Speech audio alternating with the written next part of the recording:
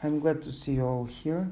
It's so nice to be the first speaker at such a nice event with so many professionals present. So I will introduce myself. My name is Yana.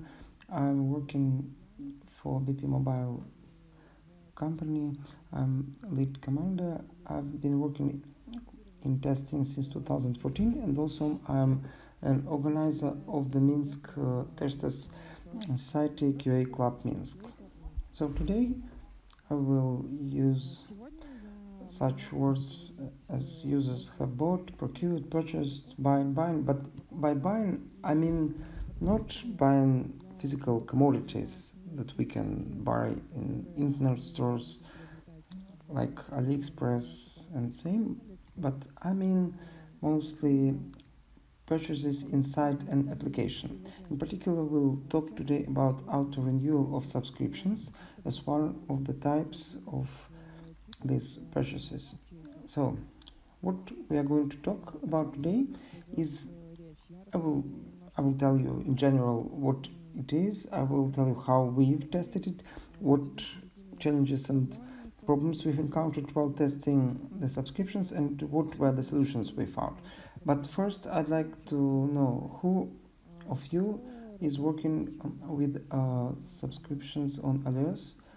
Oh, quite a lot of people in the room are doing that, so that's good. But I will maybe tell some words or some things that you don't know, especially those who are not working with subscriptions and with purchases. But those who do probably will also get to know something useful for themselves. So let's start.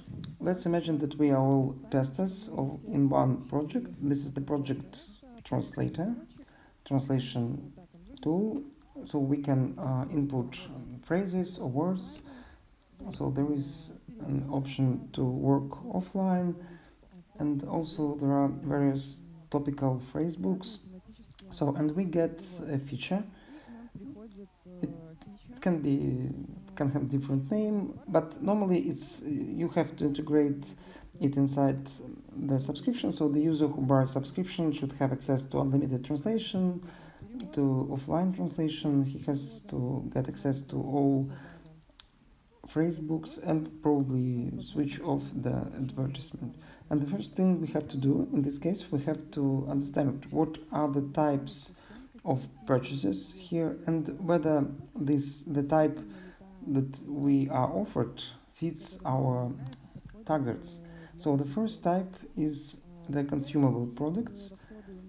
Let's discuss it on the example of our project, translation project. So to consumable products, we can refer purchase of translation. For example, there is some limit.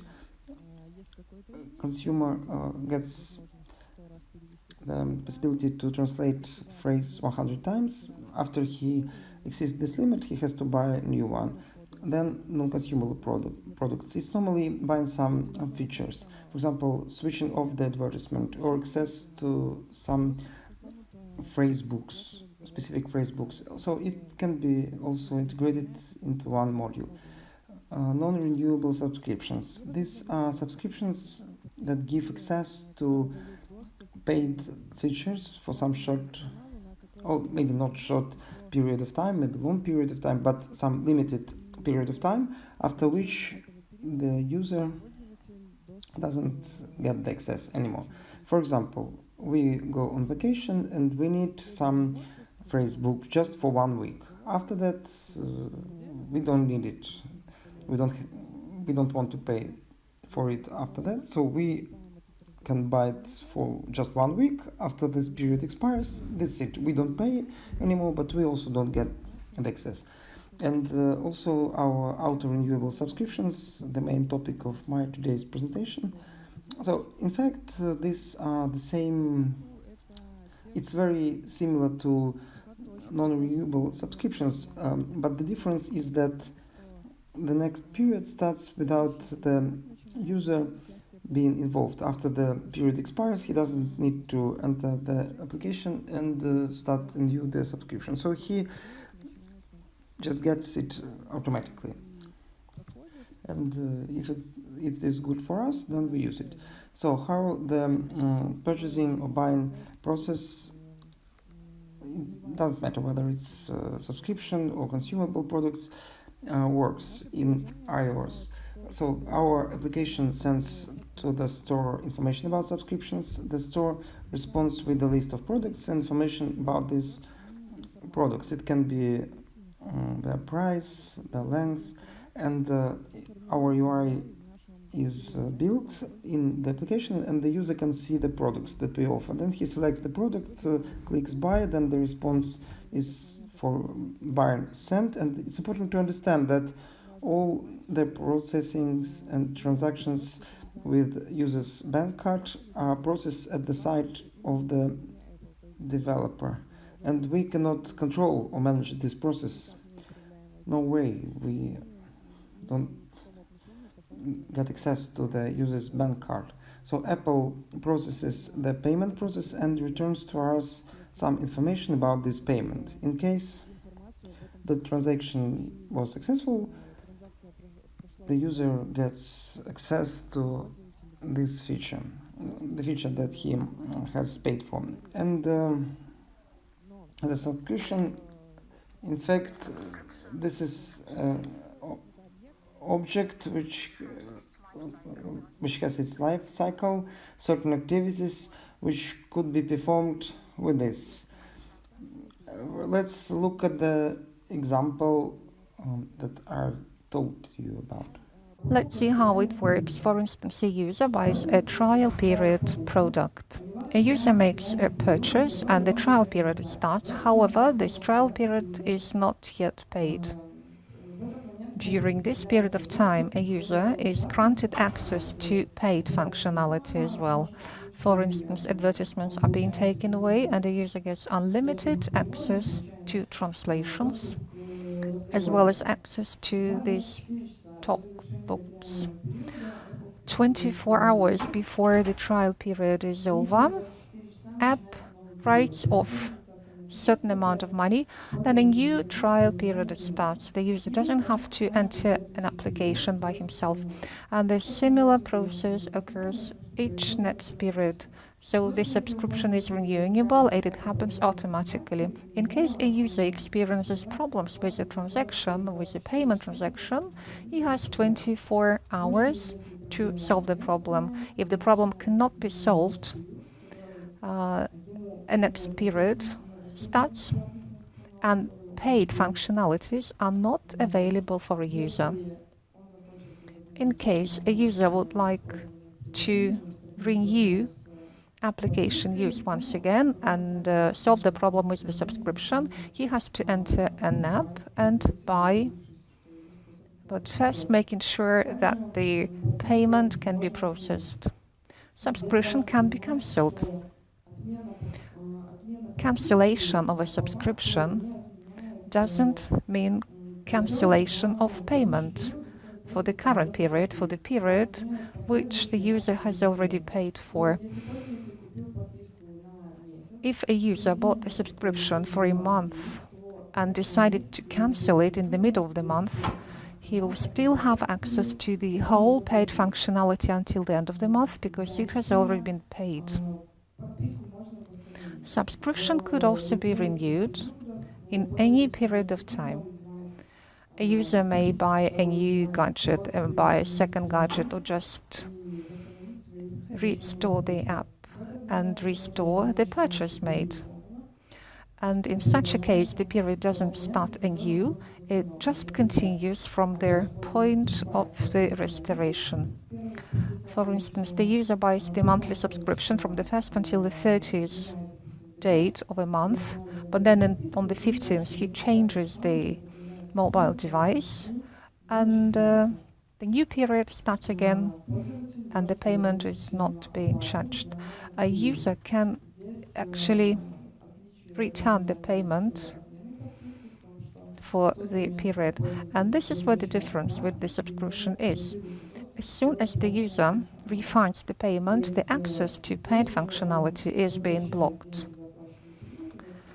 The user refunds the payment for the period which he had already paid, and the user has a possibility to take some actions in relation to the subscription. This is all very interesting from the point of view of the user, but let's ask the question, how are we going to test it? There's a special test environment called Sandbox to do the testing. First of all, test users are to be created in an app. They are created in App Store Connect in a special section.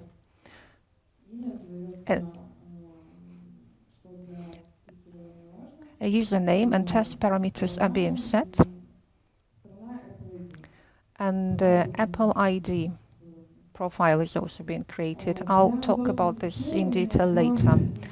To facilitate the testing, the duration in Sandbox tool is shortened, and we don't have to wait for 1 year, for a month, or longer. So there is the reduction in the test duration. When we were only beginning to test the purchases, officially such information was not presented in the documentation, and it was one of the problems that we encountered. It was not clear why the duration was different. Well, actually it was, but it was still unclear why the duration is actually of such a time. And in spring 2018, we were informed at one of the conferences why the periods last exactly this amount of time, and we were very thankful to learn this information. However, still there are 2 periods which are not mentioned in their documentation. Some of the guys discovered such information, why they last like 3 days, 14 days, 2 minutes or 4 minutes, but that's how it is now. There is also one peculiarity on tests of accounts. The extensions periods, which I had mentioned before, provide only for 5 times extension possibilities. So if within 8 hours period, 2 subscriptions are being bought from one account, the second subscription will not be renewed, and it will only be granted in short period of time, 3, 5, or 10, 15 minutes. After 8 hours, one may use the account again to test extensions. A peculiarity of the trial period, which are less comfortable, is that from one Apple ID, a trial period can only be tested once during the whole time when the test account is being in operation. So that's why we have to create new test Apple IDs to test the trial user interfaces. But let's get back to the activities that I had described before. There are certain peculiarities for the Sandbox. Sandbox does not have a functionality to check the cancellation of a purchase. Such an action is not envisaged. But completion of the automatic renewal of a subscription is somehow equal to this concept. So when these 5 test periods are over, subscription is being over, and this is very similar, or it's equal to the cancellation of subscription. If you remember what I have told before, cancellation of subscription does not mean a complete interruption, but it still gives the possibility for a user to finish the period. As soon as the money is refunded, the situation seems to be interesting because Sandbox doesn't have a button, refund the payment or return the payment back. It's just impossible to check. Android has such a functionality. It has just recently been added, and test purchase could be cancelled in the account, and this could be seen during the test period. I have presented to you the information how subscriptions work, what kind of subscription exists, and what test environment can be provided. As soon as we are given a build, we start the testing. Of course, we encounter bugs and we experience certain difficulties in functionality. For instance, this can't be blocked after functionality is tested, or certain features are no longer available after the trial period, or sometimes the price is reflected in the wrong way, or there is no trial period, or a user is not able to restore the subscription, and many other problems. All of them have to be tackled. We need to find an answer why this happens, because we understand that it's just not possible to write down a bug which is not localized and the reason of bug is not detected. We also sometimes face a problem and the developer may say, well, I'm not guilty, the problem is not on my side, this is the way it should work and I don't know what the problem is about. That's why there is a need to localize a bug, and we have a tool to help it which is called a receipt. Receipt, it's a bill. It's very often just called a recipe. So in the Russian language, it sounds like a recipe. A receipt, this is a digital bill created by Apple and signed by an app store. It contains information about the purchase, as well as certificates and signatures, which protect it from being faked. The receipt is being stored on a device.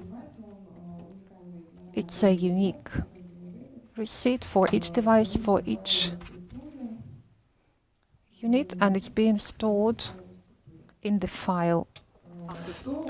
So let's have a look at it. So it's actually a set of parameters and values containing information about this payment, this particular transaction. So it might contain a lot of fields, and I will tell you about the most common and also the most important ones. The first field, original application version. In the test environment, so this is the version of the application where the purchase been made. The purchase which is related to this receipt. So in test environment, the version will be always 1.0, but in production, the user will have the real version of the application. I don't know why it is so. I've not found the explanation in the manual, but it's just a fact. It's not a bug, it's just a feature. Also, the product ID is the ID number of the purchase that we actually buy. So what kind of challenges we might have? For example, wrong price is indicated. So,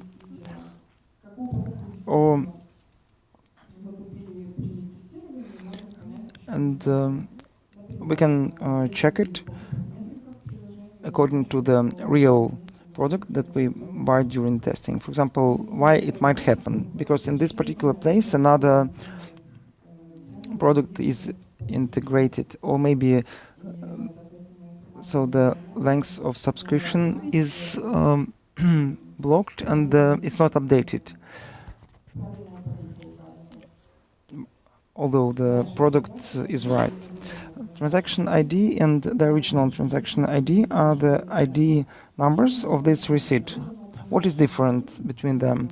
Original production ID is the ID of the very first purchase that been made from the Apple ID. Transaction ID is the ID of the current purchase. If these two IDs are same, then we can state that this is the very first purchase with this account, and if it's trial, then there should be trial period as well. If it's different, then the purchase is not the first one, and sometimes we can have a problem that there is no trial period, IDs are different, and the subscription should also be trial, and probably it means that you are using the account where the trial period was earlier activated, and The purchase date and the original purchase date. The system here is the same. The date of the first purchase and the date of the current purchase. And basically we can use same as original transaction ID to understand whether it was the first or not the first purchase, and also in order to understand since what time, like the period was activated, so the paid period has to be started. Then the expiration date, it's the time when the subscription is expired. So it's very convenient if you go to have a coffee and then you get back and subscription should last half an hour longer, but then you look at the length, the real actual length of the subscription and in the receipt, and then you understand that it has expired and you have to update it. Also, there are some other additional fields depending on which exactly subscriptions are used. Especially those who work a lot with subscriptions, they should know that there are subscriptions with different introductory prices.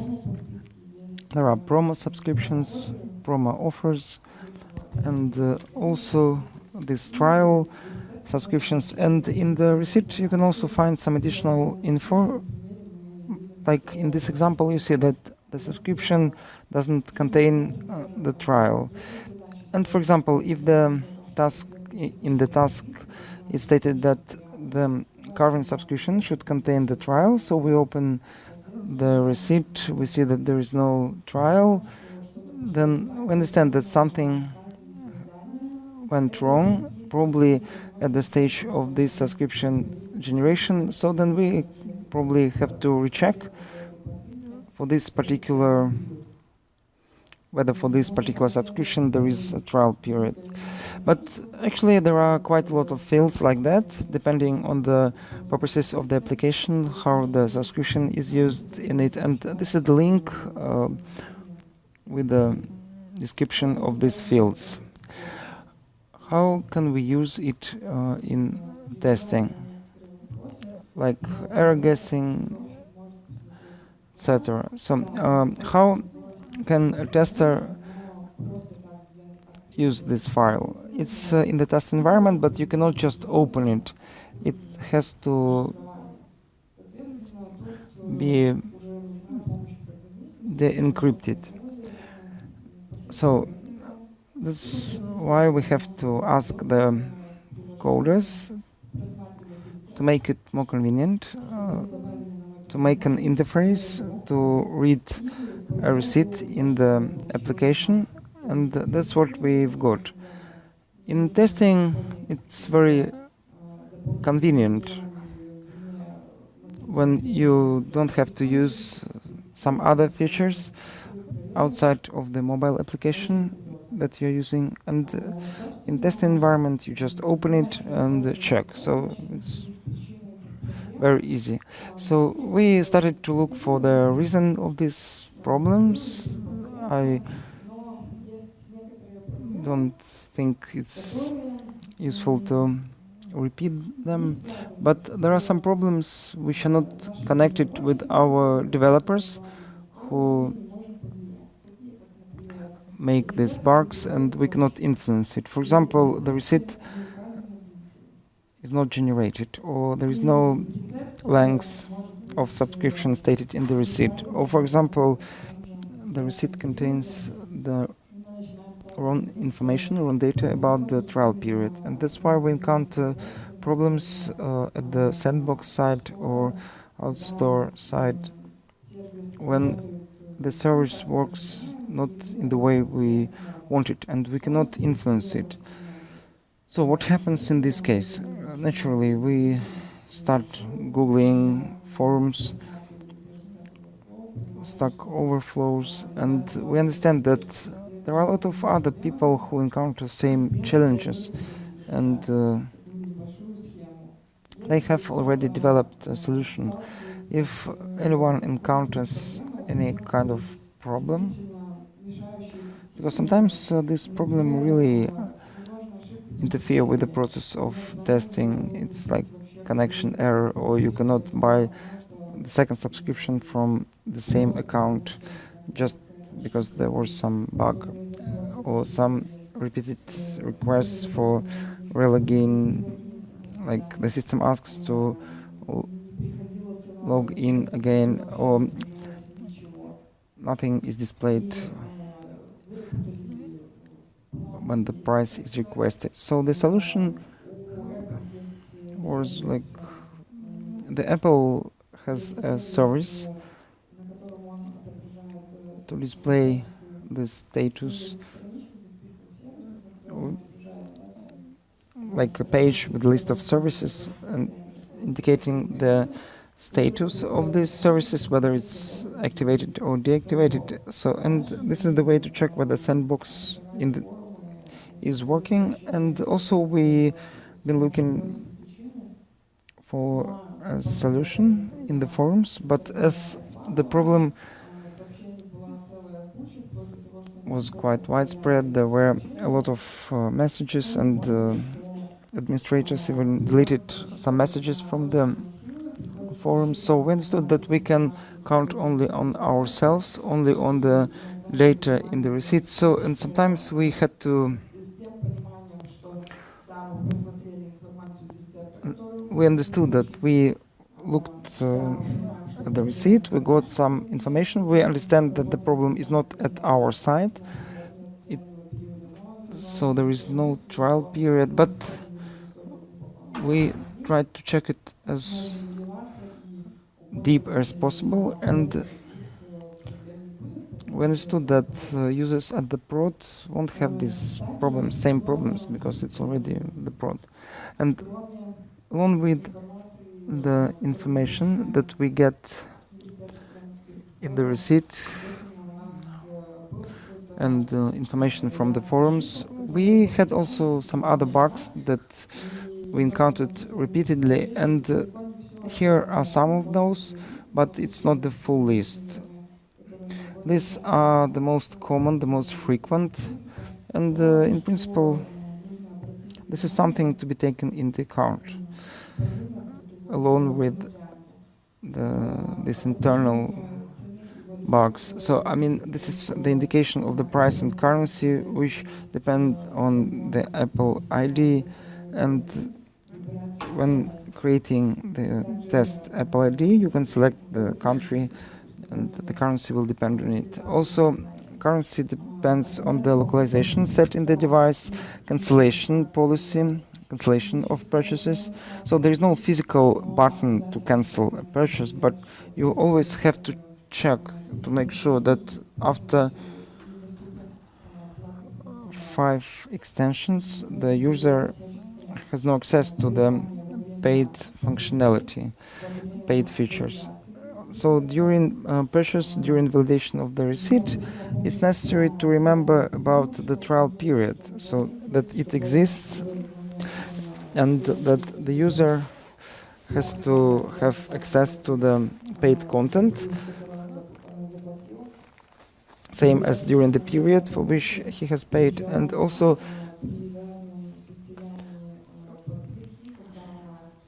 he can also be able to check the status of the purchase, the time when it was done from the account.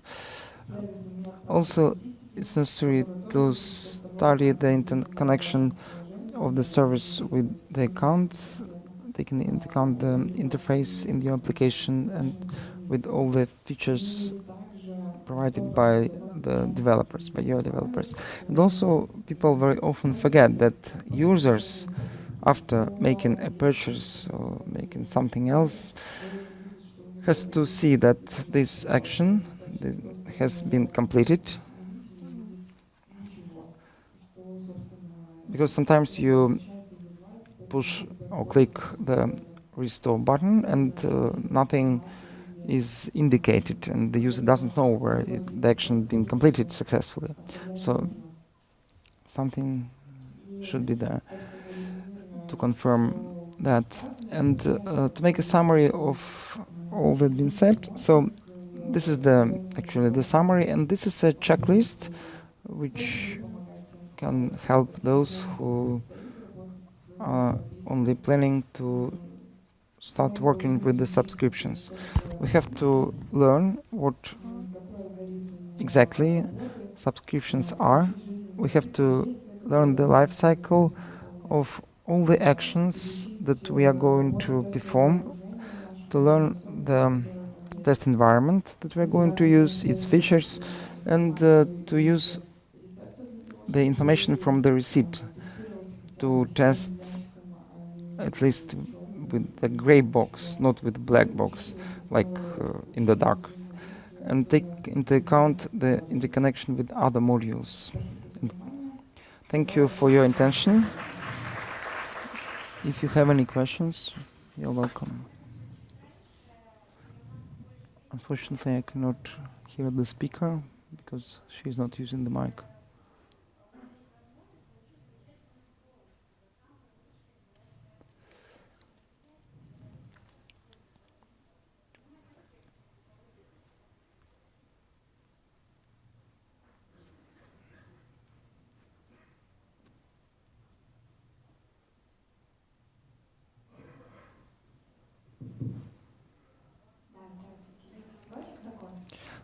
Good morning. I have a question. If we cancel a subscription, we don't get money back, and the subscription stays till the expiration date. But what is different from getting back the payment? So, I mean, on the side of the application. Look, subscription cancellation allows to cancel automatic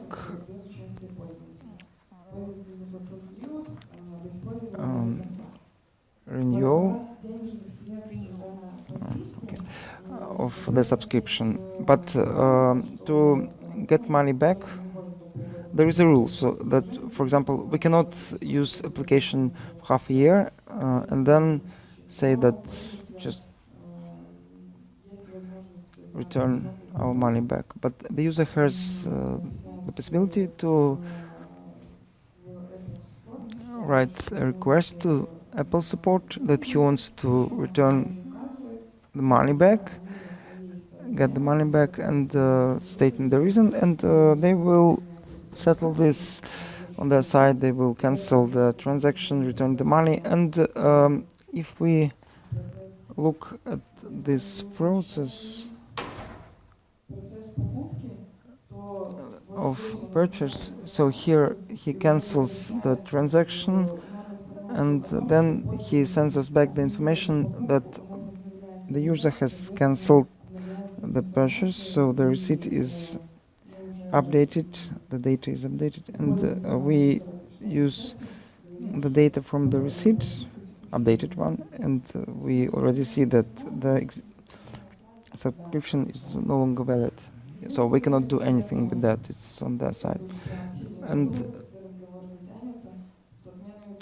another thing is that if we use validation via server, and if all the users are listed in the database, there are some links to the purchases, then the connection will be a little different using our server. So this is a little different scheme. But we will anyway use the data from the receipt.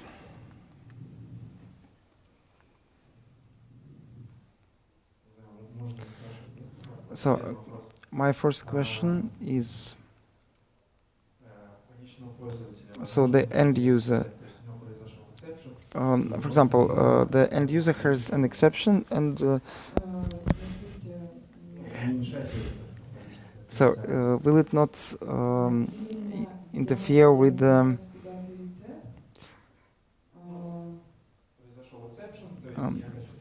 confidentiality policy? So, for example, why the user might have this issue?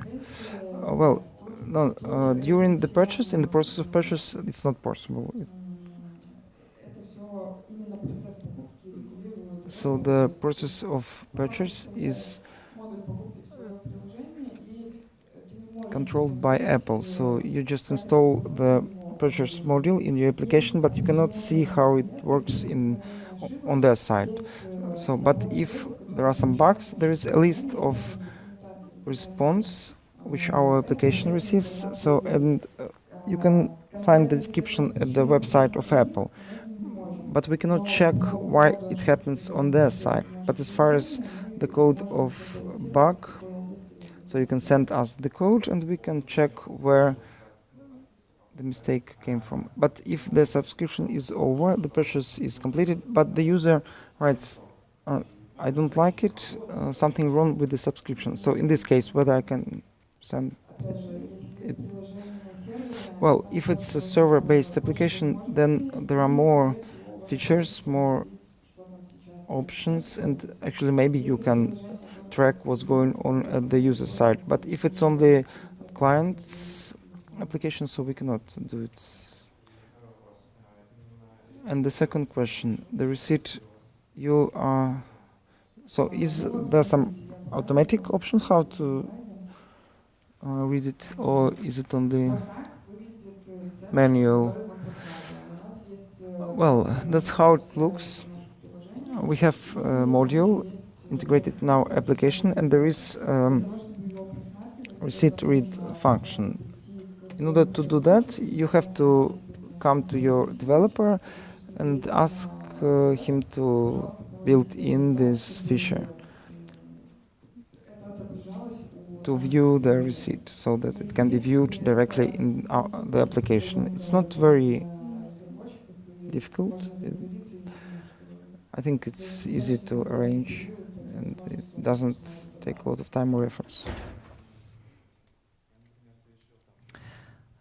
Oh, for instance, I had 100 subscription to one ID and I got certain receipts. Sure, you'll be able to have a look at the receipt, but only for the current purchase. If you would like to see information about the purchases which you had made from various Apple IDs, you need to have a database, or you need to store the information on the server and keep this information, and you somehow need to link it and make connection to our customer. So a more extended system has to be created for that.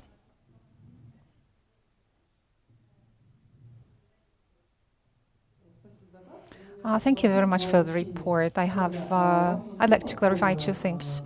Have you got two platforms for subscription to an app? No, we do not have platform subscription. An app is developed also for the Android, but we do not have the interaction between the platforms. They are not linked. There are different user databases. There's separate purchases for Android and for apps for iOS. So it means if I've got an iPhone and it just died out, and then I bought an Android, and I have a subscription which has been lasting for quite a long time, and how could we keep the loyalty and how could we save the loyalty of a user? As I have told you before, we do not have a cross-platform, and our apps are different in terms of functionality for iOS and for Android, so there is no full support. However, Apple has a functionality to sustain cross-platform with the help of a server, but this is another topic. It's actually a big topic and it would require another presentation, how these platforms interact. So we can talk about this with you later. Good morning. Thank you very much for the report. My name is Rostam. Well, I have some information before I wanted to ask, but you, being testers, do you really monitor what is being happened? For instance, you got a bug, the customer is unhappy. Can you get access to your service with the help of certain tools to see the receipt and to try to understand what's going on? Well, I have told you we have no possibility to get access to users' receipts, but for the applications which have a server, and for which we have a user database and where we keep record of the status of subscriptions, the server sends a request to an app server and gets this information back. And we release the information from the Apple server about their status of the subscriptions. But if a user only has the user application and we get the message from him that the subscription is not working, we are not able to check it because we do not know what the user, who the user is and how this user could be found. It's absolutely unrealistic. However, if there are support-related questions then, we can assume that there must have been a problem or some functionality is not working properly. However, if we see just a random request which happened only once over a big period of time, it means that the user didn't really investigate how the function works. So to understand it correctly, if there are requests, if you have many requests, these requests are not being stored and you won't be able to see the code of a bug. You just test certain scenarios and try to localize the bug by yourself. I don't really get your question. Well, the question is you get a ton of messages. Something is not working, subscription is not working. Do you have a bug log? I understand that you just test the scenario of debug it yourself. Another questions. Have you ever had the cases when a user asked for a subscription but didn't pay? This has never happened in our case because the beginning of our work was quite painful. It was very hard to understand how information search tool is working and we really had to process a lot of information. That's when we suffered a lot and we had many mistakes, but in the end we implemented the right solution. And we managed to use the tool of using the recipe and or receipt, and the functionality works after that. Thank you very much. Our time is up. Thank you for coming to listen to this presentation. And now you have a chance to choose the best question. Gentleman who was asking the question at that row. Thank you. And the second gift card. Oh, well, thank you very much for the wonderful presentation. Pleasure to meet you, and please enjoy the rest of their conference.